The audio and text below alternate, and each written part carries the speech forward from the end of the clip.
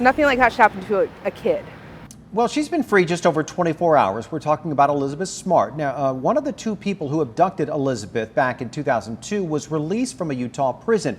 And that decision is not sitting well with Smart and others connected to this case, including the San Diego woman whose photos provided key evidence. 10 News anchor Brian Schlonsky spoke to her today about the photos she took 16 years ago. It was all over the news that she was gone. Nobody knew where she was at. They looked all over. Mindy Fruman says outside of that, she didn't know much about Elizabeth Smart back in 2002. The case gripped the nation, violating our sense of security. A 14-year-old girl vanishing from her bed with her parents in the house and the door locked. Nothing like that should happen to a kid. But little did Fruman know she was about to play a major role in the case.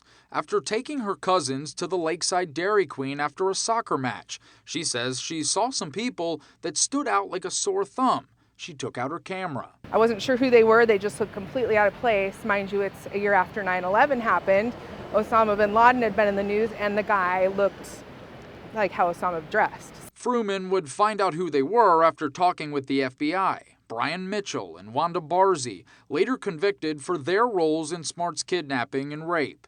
Her photos helping prove the kidnappers crossed state lines. They've been published in magazines, now a part of history. It's hard to even put in words, what it did and how it helped. But after serving a 15-year sentence, Barzy now out of prison. The Utah Board of Pardons and Parole unexpectedly crediting her for time served. Smart, now 30, has urged officials to reconsider, saying Barzy is still a threat.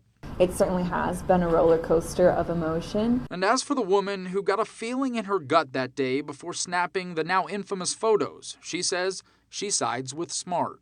I couldn't even imagine what her parents went through, what she went through. It's just insane. Brian Schlonsky, 10 News. Well, even though she's out, Barzy must register as a sex offender, can't leave Utah without permission, and will be supervised for 5 years. Mitchell was sentenced to life in prison in 2011.